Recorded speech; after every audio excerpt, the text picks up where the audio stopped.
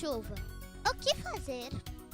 Podemos brincar de esconde-esconde dentro de casa, ou quente ou frio, escondendo um brinquedo para alguém encontrar, brincar de desenhar ou de contar histórias. Afinal, com sol e chuva, brincar é coisa de criança.